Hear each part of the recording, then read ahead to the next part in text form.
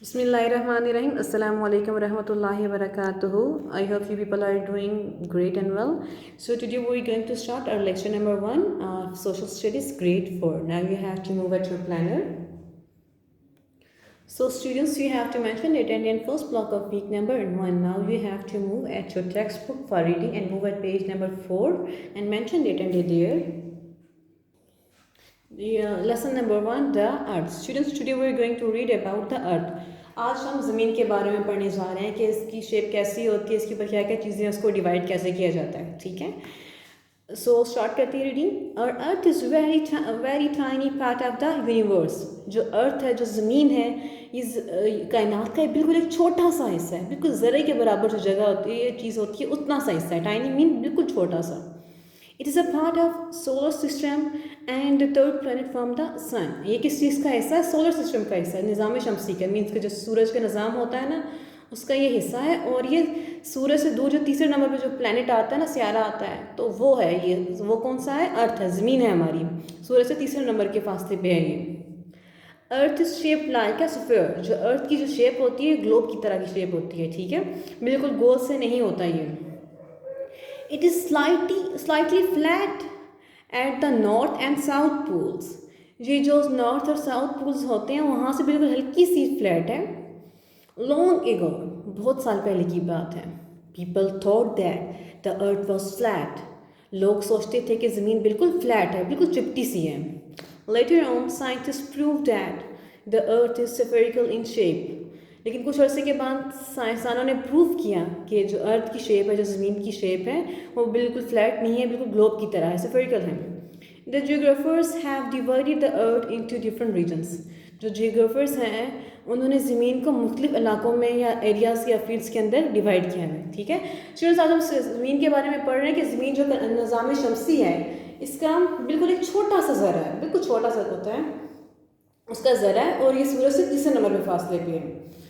तो और ये इसके बारे में पहले ये कहा जाता था कि ज़मीन बिल्कुल गोल है, बिल्कुल चिपटी सी है. बट साइंटिस्ट ने बाद में ये प्रूव किया कि ज़मीन चिपटी बिल्कुल नहीं है. बट एंड पे थोड़ा सा नॉर्थ पोल और साउथ पोल से थोड़ी सी ये फ्लैट है, बट ये पूरी चिपटी नहीं है. और इसकी जो शक्ल है ना, बिल्कुल अंडे की तरह की होती है. अंडा बिल्कुल गोल नहीं होता ना स्टूडेंट्स, उसी तरह हमारी अर्थ की भी शेप है. पहले ये कहा जाता था ना, बिल्कुल जैसे बॉल होता है गोल, उस तरह की शेप है. बट बॉल की तरह गोल नहीं है, ये इसकी शेप अंडे की तरह है. और ज़मीन को मुख्तलिफ हिस्सों में डिवाइड किया गया है ताकि लोग उसके ईजिली स्टडी भी कर सकते हैं और उसका आसानी से पता भी चल सके. Have divided the earth into different region. जो जियोग्राफर्स हैं, उन्होंने अर्थ को डिफरेंट रीजन में, डिफरेंट इलाकों में डिवाइड किया है. और वो क्यों किया, हम बाद में पढ़ेंगे कि उसकी रीज़न क्या थी. Latitudes and longitudes. पहले क्या हमारे पास आ गया, लेटीट्यूड्स एंड लॉन्गिट्यूड्स, कि वो होता क्या है. To know the exact location of a place on earth. ज़मीन के ऊपर किसी जगह के बारे में एग्जैक्ट लोकेशन जानने के लिए क्या ज़रूरी है, we should have some fixed points. तो इसके लिए ज़रूरी है कि हमारे पास ज़मीन के अंदर कुछ फिक्स पॉइंट होने चाहिए, ताकि हम ज़मीन के एग्जैक्ट जिस जगह पे हम लोग हों या किसी जगह के बारे में बात कर रहे हों, तो उसकी एग्जैक्ट लोकेशन हम लोग बता सकें. In order to get these fix points we use set of imaginary lines. इसी चीज़ को हासिल करने के लिए तो हम लोगों ने ज़मीन के ऊपर कुछ इमेजिनरी लाइंस बनाई हैं. ठीक है, तो इमेजिनरी लाइंस में फ़र्ज की गई हैं, सपोज हैं लाइन. स्टूडेंट्स, ये रियल में लाइंस बिल्कुल नहीं हैं, फ़र्ज की गई हैं लाइन कि अगर हम लोग ये लाइन लगा दें तो हम लोगों को जब अर्थ की स्टडी करेंगे तो हम लोगों को इससे आसानी हो जाएगी. Imagine that surface of the earth is divided by lines और curving running east and west and north south. ठीक है, तो इसीलिए जो ज़मीन का जो सरफेस था, उसके ऊपर इसी तरह की ईस्ट से वेस्ट और नॉर्थ से साउथ से कुछ लाइंस ड्रा की गई हैं ताकि हम लोगों को स्टडी करने में आसानी हो. These imaginary lines are called latitudes and longitudes respectively.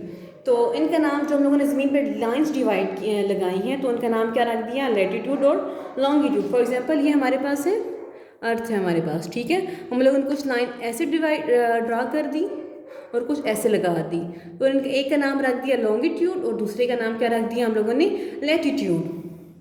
अब देख लेते हैं नेक्स्ट, इक्वेटर, कि इक्वेटर होता क्या है. The equator is an imaginary line across the centre of the earth. Again वही बात आ गई, इमेजिनरी लाइन. कि इक्वेटर ज़मीन के सेंटर से एक जगह से दूसरी जगह पे लाइन जा रही होती है जो ज़मीन को दो बराबर हिस्सों में डिवाइड करती है, और ये लाइन रियल नहीं होती। हम लोग फ़र्ज़ करते हैं कि हम लोग ज़मीन को एक लाइन के थ्रू दो बराबर हिस्सों में डिवाइड कर देते हैं, ठीक है। ये ध्यान में रखने के बराबर हिस्से हों, ठीक है। एक आधा और एक छोटा हम लोग करेंगे तो फिर क्या ज़मीन का हम लोग स्टडी कर सकेंगे इसके बारे में? नो, पॉसिबल ही नहीं होगा ऐसे। The equator divides earth with an equal distance between the north and south poles into two hemisphere.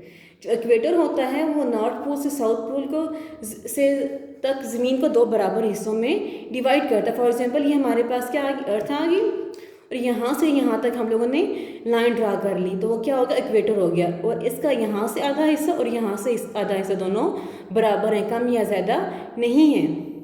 Hemy means half, जो हेमी का मतलब है वो हाफ है, ठीक है। हाफ क्या होता है, दोनों हिस्से बराबर होंगे ना, अगर एक हिस्सा कम होगा और एक ज़्यादा होगा तो उसको हाफ बोल सकते हैं? नो। तो इसके मतलब है कि जो नॉर्थ हेमिस्फीयर और जो साउथर्न हेमिस्फीयर हमारे पास, वो दोनों के हिस्से बराबर हैं। The part above the equator is called northern hemisphere.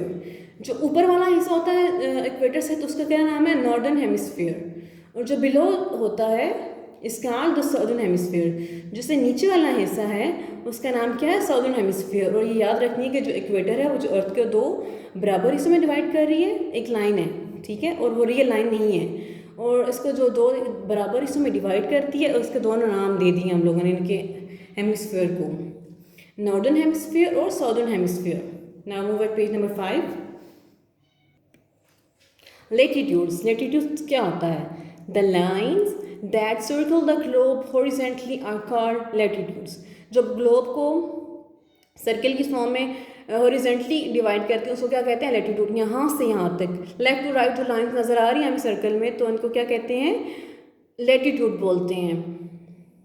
चौड़ाई के रूप पे आ रही है, इस तरह आ रही हैं, ऐसे गोल, ये ऐसे ऐसे लगाई जा रही हैं, इनको क्या बोलते हैं, लेटिट्यूड बोलते हैं। These lines are drawn above and below the equator. जो लाइन्स हैं ये इक्वेटर से ऊपर और इक्वेटर से नीचे ड्रा की गई हैं।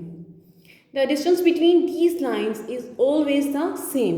जो इन लाइन्स के दरमियान डिस्टेंस है वो क्या हमेशा सेम होता है। ये देखिए यहाँ पे, यहाँ से लेके यहाँ तक डिस्टेंस सेम है, फिर यहाँ 30 से नीचे डिग्री से नीचे यहाँ पे 15 है, ये भी देखें सेम है। इन सब लाइन्स का डिस्टेंस हमेशा सेम रहता है। There are 90 lines to the north of the equator and 90 lines to the south of the equator। और यहाँ पे कितनी लाइन्स है इक्वेटर से, 90 लाइन्स है नॉर्थ तक इक्वेटर की साइड पे और 90 लाइन्स है साउथ के इक्वेटर पे, ठीक है। 90 लाइन्स दोनों साइड पे आ जाएंगी। नेक्स्ट आ गया लॉन्गिट्यूड। लॉन्गिट्यूड क्या होता है ये देखते हैं।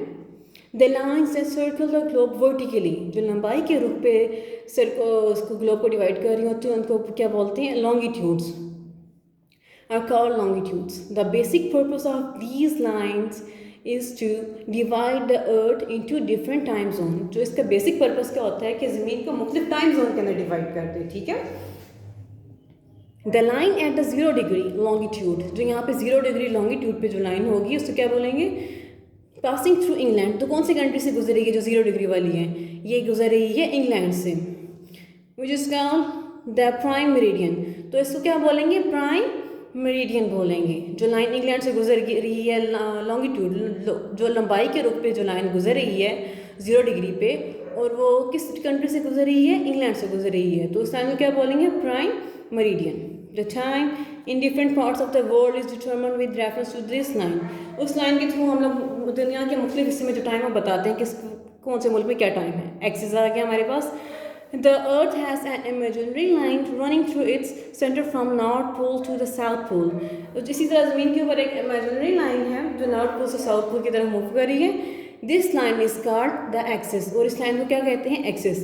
The Earth is tilted at 23.5 degree on its axis and takes a full day of 24 hours to spin around it. और ज़मीन अपने एक्सिस कितने टाइम के इसके गिर्द घूमती है, 24 घंटों के अंदर घूमती है, और मीन्स के एक पूरा दिन लगाती है अपने एक्सिस के गिर्द घूमने के लिए।